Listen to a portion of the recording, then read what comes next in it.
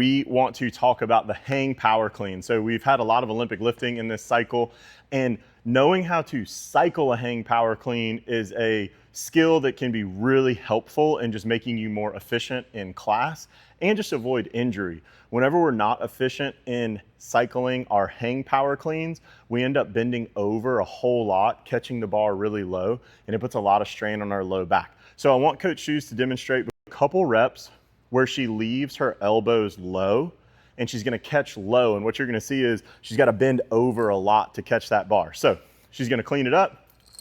If she leaves her elbows low, you can see she's catching it right at the knee. That's what we don't want, because that puts a lot of strain on your low back, especially in Friday's class where you're then gonna have power cleans and deadlifts to follow. So what we wanna do instead is bring it to the front rack position, Coach Shoes. Coach Shoes is gonna, as fast as she can, she's gonna pop the bar off and she's gonna throw her elbows over the bar as fast as she can. And what that's gonna cause her to do, she's gonna be able to catch it more in position one, keeping a more vertical chest and putting a lot less strain on her back. So watch her cycle those really quickly. So she stays up, you can see her elbows flew forward, she caught it high, and that's keeping her back in a nice position. If you will, Coach Shoes, turn to the side for a second. I want you to see what it looks like when she throws the bar out, how much further she has to bend over.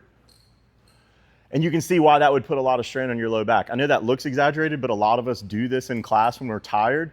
Now go ahead and show them elbows really high, and you can see her chest stayed more vertical, her hips went back, and now she's in the prime position to just thrust right through and pull the bar up again. So if you're doing this appropriately, if you were to rewind Coach Shoes, you shouldn't be able to tell whether she is pulling the bar or dropping the bar, because you're hitting the same position each time. So we hope this is a helpful tip.